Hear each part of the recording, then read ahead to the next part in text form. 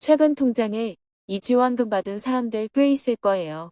총 121만 가구에게 5,700억 원이 지급되면서 1인당 평균 48만 원을 받아가는데요. 직장인이라면 꼭 확인하고 신청해야 하는 지원금 제도입니다.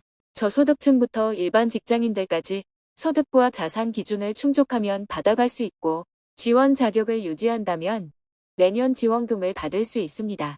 그리고 정기 신청자보다 더 빨리 지원금을 받는 방법도 소개해 드립니다. 주요 내용 지금 바로 확인해 주세요. 그 전에 구독과 좋아요 눌러주세요. 안녕하세요. 복지 김 여사입니다. 매년 일정 소득 이하의 직장인에게 정부에서 지원금을 드리고 있습니다. 보통은 1년에 한 번 정기 지급 시기에 지급하기도 하지만 생계비가 필요해서 미리 받았으면 하는 분들에게는 조기에 지급해 드리는데요. 이번 12월에도 121만 가구가 정기 지급 시기보다 앞서 미리 받아갔습니다. 1인당 평균 48만 원 정도를 받았고 아직 한 번 더 미리 받을 수 있는 기회가 있으니 이번에 신청 못했던 분들은 내용 잘 확인하시고 신청 기간을 놓치지 말고 신청해보세요. 오늘 소개해드릴 내용은 근로장려금인데요. 이미 장려금을 잘 받아가고 있는 분들도 알아둬야 하는 내용입니다. 그럼 주요 내용 먼저 요약해드릴게요. 바로 근로장려금 반기 신청 제도를 소개해드립니다. 반기 신청 제도는 정기 신청 기간보다 더 빨리 장려금을 받을 수 있는 제도입니다. 보통 지난해 발생한 소득이 모두 정산되는 5월 종합소득세 신고기간과 함께 정기 신청 기간이 시작됩니다. 정기 신청 기간에 장려금을 신청하면 그해 9월 즈음 장려금이 지급되는데요. 예를 들어 2024년에 발생한 소득에 대한 장려금은 2025년 9월에 받을 수 있는 것이다.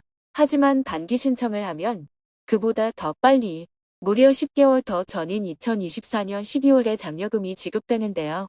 물론 100% 전부는 아니지만 일부 장려금을 미리 받을 수 있습니다. 그리고 나머지 장려금은 정기 신청 기간인 6월에 한 번 더 받아갈 수 있죠.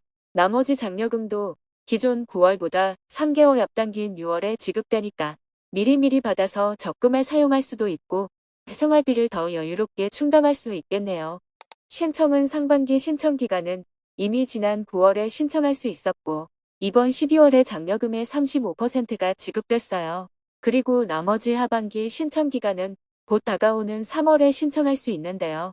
신청 기간이 3월 1일부터 3월 17일까지 보름 정도만 가능해서 이 기간을 놓친다면 정기 신청 기간에 신청하셔야 합니다.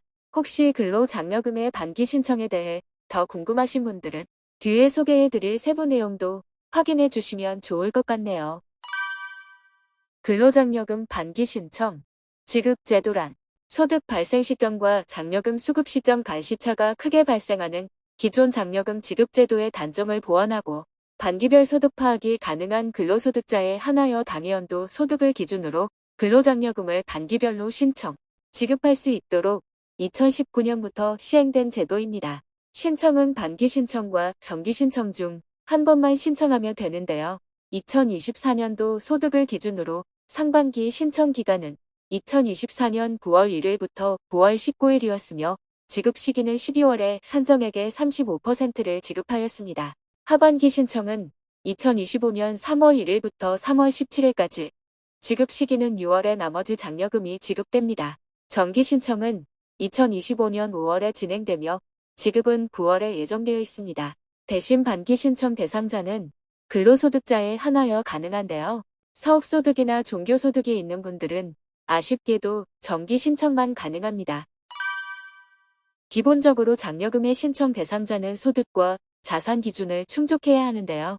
소득은 신청자의 가구 구성 요건에 따라 세 가지로 나누어지며 부양가족이 없는 단독 가구는 연소득 2,200만 원 미만, 가구원으로 배우자나 부양 자녀, 70세 이상 직계존속 등 함께 거주하는 경우 중 배우자의 소득이 300만 원 미만이라면 호벌이 가구로 연소득 3,200만 원 이하여야 하고 신청자와 배우자의 소득이 각각 300만 원 이상인 경우 맞벌이 가구로 연소득 3,800만 원 이하일 때 신청이 가능합니다.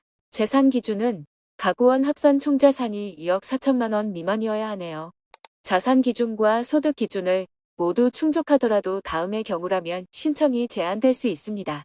첫 번째 제외 대상자 조건은 대한민국 국적자가 아닌 경우, 두 번째 제외 대상자 조건은 다른 거주자의 부양자녀인 사람, 세 번째는 변호사, 변리사, 의사 등 전문직 사업을 영위하는 사람, 네 번째는 상용 근로자로 월 평균 소득이 500만 원 이상인 경우가 해당됩니다. 이렇게 소득 및 자산 기준을 모두 충족하면서 신청 제외 대상자가 아닌 경우라면 장려금이 총 330만 원까지 지급될 수 있는데요. 가구 유형이나 소득 수준에 따라 차등 지급되고 있고 자산이 1억 7천만 원 이상인 경우 일부 차감되어 지급될 수 있습니다. 장려금 지급 금액은 각 유형별로 중간소득에서 최대로 지급되며 중간에서 소득이 줄어들거나 더 많아지는 경우 장려금 지급액은 줄어듭니다. 더 자세한 내용은 홈택스 홈페이지에 첨부되어 있는 장려금 산정표에서 확인 가능합니다. 신청 방법은 세 가지가 있는데요.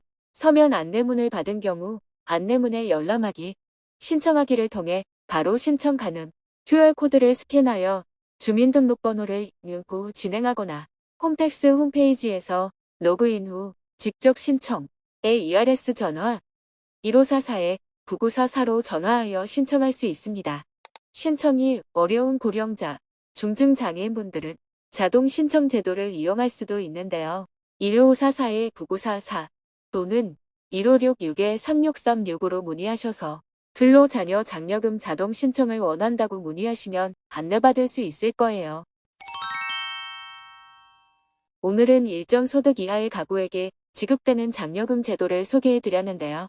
만약 가구원이 각각 소득이 있는 경우 한 가구에 한 명만 신청할 수 있어서 근로장려금 산정 기준을 확인하시고 누가 더 많이 받을 수 있는지 체크 후 신청하시면 더 많은 장려금을 받을 수도 있습니다.